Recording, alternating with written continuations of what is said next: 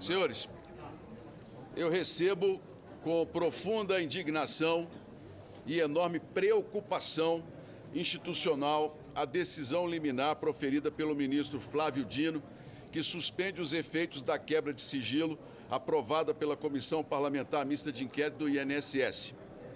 Essa decisão ocorre após o presidente do Congresso Nacional, Davi Alcolumbre, ter analisado formalmente os questionamentos levantados e concluído de forma expressa que a votação realizada na CPMI respeitou integralmente o regimento e a Constituição brasileira. Ou seja, a própria presidência do Congresso reconheceu a legalidade do procedimento e manteve a decisão soberana da comissão. Ainda assim, a investigação que busca esclarecer uma das mais graves fraudes já cometidas contra aposentados e pensionistas e idosos do Brasil sofre agora mais uma interrupção. Estamos falando de brasileiros que trabalharam uma vida inteira e que olham para o Congresso Nacional com a esperança de que essa investigação leve os culpados a serem punidos. Homens e mulheres que contribuíram durante décadas acreditando que o Estado estaria ao seu lado na velhice. Viúvas que dependem de uma pensão para sobreviver. Idosos que precisam daquele benefício para comprar remédios. Brasileiros que confiaram no sistema e agora descobrem que foram vítimas de um esquema que desviou recursos justamente daqueles que mais precisam. Há também um fato grave que precisa ser registrado. Até este momento, a CPMI não foi oficialmente comunicada ou notificada da decisão do ministro.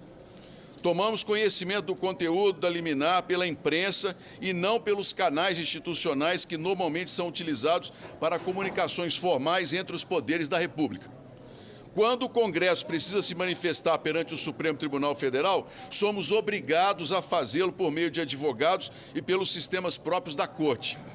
Mas quando uma decisão do Supremo atinge diretamente o funcionamento de uma comissão parlamentar de inquérito, a comunicação sequer chega pelos canais institucionais da própria comissão.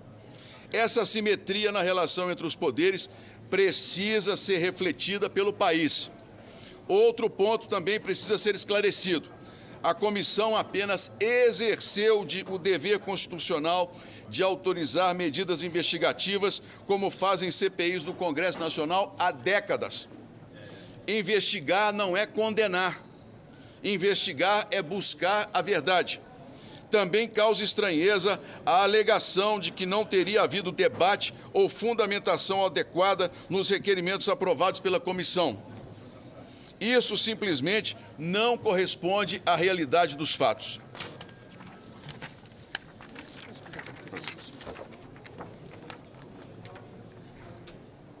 Na forma regimental, parlamentares utilizaram da palavra para defender ou criticar os requerimentos em pauta.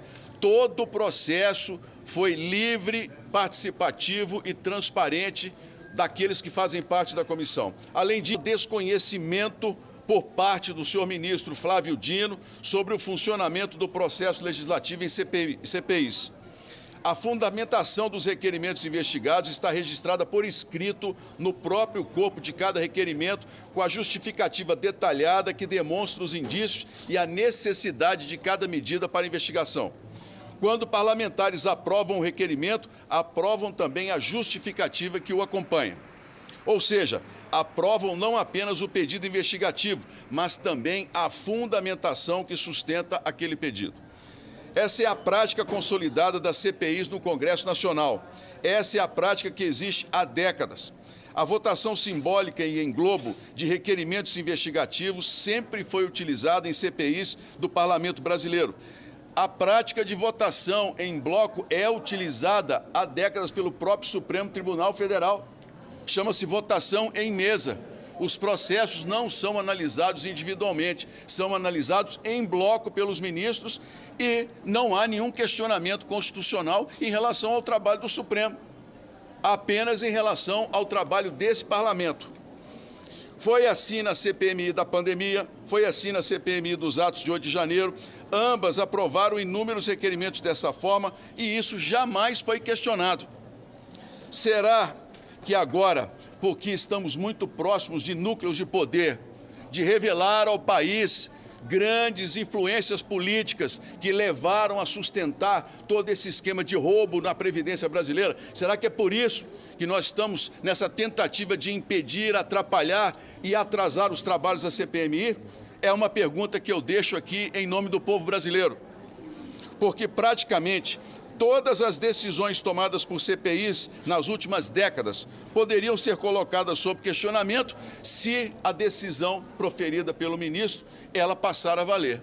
Nenhuma CPI poderá mais trabalhar e as que já foram realizadas, os resultados serão questionáveis. Há ainda um outro aspecto essencial. CPIs possuem prazo determinado para funcionar. Investigações da Polícia Federal podem durar anos. Mas uma CPI precisa cumprir sua missão em poucos meses. Impor exigências que não existem nos regimentos da Casa significa, na prática, tentar inviabilizar o funcionamento das comissões parlamentares de inquérito. E isso atinge diretamente um princípio fundamental da democracia. O próprio Supremo Tribunal Federal já reconheceu em decisões históricas, decisões importantes, grandiosas, diferentemente dessa que foi tomada hoje pela manhã, que CPIs constituem um direito público subjetivo das minorias parlamentares, essencial ao equilíbrio entre os poderes da República. Sem instrumentos de investigação, não existe parlamento livre. Sem CPIs funcionando plenamente, não existe fiscalização efetiva em nome da população. Sem CPIs, ao longo da história, muitos casos não teriam sido revelados de escândalos absurdos contra o dinheiro público em nosso país. As CPIs existem exatamente para revelar a verdade, para fiscalizar o poder, para proteger a população. E, neste caso, estamos falando de algo ainda mais grave. Estamos falando de aposentados, viúvas, idosos, pessoas que passaram a vida inteira trabalhando e contribuindo para o país. Diante disso, uma pergunta precisa ser feita com coragem. E coragem não falta a esta CPMI, aos membros que estão ali todos os dias, segundas e quintas, lutando contra esses obstáculos. Até quando, senhores, o parlamento brasileiro aceitará que decisões soberanas tomadas dentro dessa casa sejam interrompidas quando começam a alcançar as estruturas de poder? Quando será que este parlamento tomará a decisão clara de reequilibrar a relação entre os poderes? Porque nós estamos diante de uma decisão que desrespeita esse parlamento e que tenta criar uma proposição ou mesmo uma possibilidade dentro de uma investigação que está muito próxima de revelar ao país todos os esquemas desse subterrâneo que foi a roubalheira no INSS brasileiro. O Congresso Nacional não é um órgão decorativo da República. O Congresso representa o povo brasileiro e nós exigimos respeito. E quando o Congresso decide investigar crimes contra aposentados, viúvas e contra idosos, o Congresso está cumprindo exatamente o papel que a Constituição nos atribuiu. Por isso, este momento precisa ser registrado para a história. Porque a história registrará quem se levantou para defender os mais fracos, quem se defendeu, levantou pela justiça. E também registrará quem preferiu impedir que a verdade fosse investigada. Passou da hora de o parlamento brasileiro se levantar em defesa das nossas prerrogativas. Passou da hora desta casa afirmar com clareza que o equilíbrio entre os poderes da República não pode ser rompido. Cada poder tem o seu papel. O Executivo governa, o Judiciário julga e o Parlamento legisla e fiscaliza por meio de CPIs que são transparentes e constitucionalmente funcionam com todos os seus detalhes previstos em lei. Nenhum poder pode impedir que o Congresso cumpra sua missão constitucional de investigar fatos que atingem diretamente o povo brasileiro. O que está em jogo aqui não é apenas uma investigação, senhores. O que está em jogo é o respeito às prerrogativas do parlamento e ao equilíbrio entre os poderes da República. Prerrogativas que têm sido desrespeitadas constantemente por habeas corpus, inclusive, que permitem que pessoas que têm declarações a dar, que são investigadas, não compareçam à CPMI. São intromissões no trabalho deste parlamento que nós precisamos, com altivez, com coragem e responsabilidade, responder à altura. Quem protege, quem blinda ou quem impede que sejam investigados aqueles que roubaram aposentados, viúvas e idosos, jamais escapará da colheita que plantou junto à própria população que nos assiste. O Brasil está assistindo, senhores, e a história também será testemunha daqueles que ficaram ao lado dos mais fracos, daqueles que ficaram ao lado de uma investigação necessária ou daqueles que ajudaram, infelizmente, a proteger pessoas que têm explicações a dar ao povo brasileiro. Muito obrigado, senhores.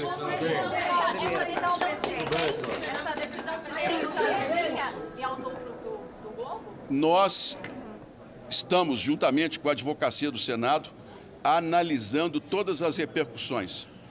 No nosso entender, a decisão pode ser estendida a todos, mas ela está apenas voltada para um caso.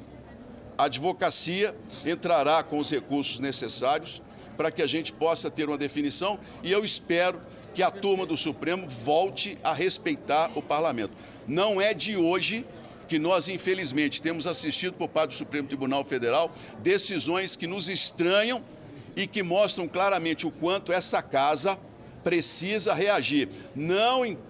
Eu falo sempre para vocês, não como forma de retaliar, mas como responsabilidade institucional e republicana de reequilibrarmos o poder entre aqueles que estão nas autoridades máximas do país. É um absurdo essa decisão diante de tudo que vem acontecendo. Uma comissão que tem trabalhado com transparência, com clareza. Nós votamos, toda a votação foi feita dentro do requerimento, houve um questionamento, o presidente do Congresso Nacional reconheceu que o regimento foi cumprido. Agora, uma decisão que vem questionar uma prática que é histórica das votações em bloco, que o próprio Supremo faz. Essa decisão, com toda sinceridade, ela, no mínimo, causa estranheza diante do fato de que essas pessoas, a pessoa beneficiada em especial, ela tem explicações a dar ao povo brasileiro. E nós não vamos fugir dessa investigação. Não vamos fazer outra votação. Até nós temos todo o recurso, nós temos que ser respeitados, a comissão é soberana, o Congresso é soberano. Nós temos que entrar e mostrar. Essa decisão do Supremo Tribunal Federal é uma afronta ao parlamento, é um absurdo o que está sendo colocado aqui. Como que não houve debate? Se os próprios parlamentares, um que está aqui, participou, se tudo foi feito, e quantas as CPIs todas votam em bloco, o Congresso vota em bloco, decisões. Portanto, é no mínimo estranha essa posição do ministro Flávio Dino e nós vamos respeitar, porque decisão do Supremo Tribunal Federal nós temos que cumprir. É claro que republicanamente nós vamos seguir, mas, mais uma vez, eu digo para os senhores, a necessidade de que nós acabemos com as decisões monocráticas. Já tem um projeto aprovado no Senado, está parado na Câmara, em que ministros não podem, um ministro, parar uma decisão de um Congresso Nacional. Uma turma pode-se até justificar, mas decisões monocráticas, senhores, essas hoje vêm, infelizmente, prejudicando o equilíbrio dos poderes. Vou deixar o relator falar um pouquinho da minha cara. Relator, o quão perigoso é a abertura desse precedente no STF para uma decisão de uma Não, só a Advocacia do Senado. Quão perigosa é a abertura de um precedente como esse que foi aberto pelo Flávio Dino, deslegitimando a decisão do colegiado como um todo? O primeiro ponto a ser esclarecido é que essa é uma decisão atípica. Nós estamos enfrentando verdadeiramente obstáculos quase intransponíveis para pegar os grandes corruptos da nação. A decisão monocrática do ministro Flávio Dino é um péssimo exemplo para a democracia. Nós estamos avançando muito em busca da verdade e nós não vamos admitir a interferência de um poder na casa. Não é possível que uma votação legítima reconhecida pelo presidente Alcolumbre seja desmerecida em uma decisão de um ministro do Supremo Tribunal Federal. A quem interessa blindar a Roberta Luxemburgo, a quem interessa blindar o Master, o C6, o Santander, a Crefisa, que estavam nesse bloco de decisões. Sem falar ainda na figura do Lulinha. Quem é Roberta Luxemburgo? comadre do filho do presidente da República, que mantinha um escritório de lobby e aliciou o filho do presidente da República. Tem muita coisa a ser esclarecida. A pergunta que eu faço é, se o governo tivesse conseguido a vitória em arquivar todos os requerimentos devidamente fundamentados, Flávio Dino nos daria a nulidade da eleição? Claro que não. Essa decisão, ela cabe como uma luva para a proteção dos grandes corruptos da nação. Quais recursos estão sendo avaliados junto à Advocacia do Senado? Não entendi. Quais recursos estão sendo avaliados para contestar essa decisão junto à Advocacia do Senado? A Advocacia do Senado já está trabalhando tanto em embargo de declaração como recurso para a turma. Ok, vamos lá. Não. Vamos, já deu. Obrigado.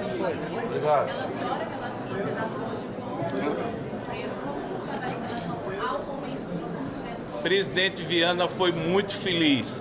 Temos 3 poderes na República, que tem que ter independência e harmonia. O ministro Flávio Dino, ele atacou a independência do Congresso Nacional e atacou a harmonia entre os poderes. Quando o ministro Flávio Dino toma as posições dele em relação à investigação de parlamentares, ele está de parabéns. Vamos proteger o dinheiro público.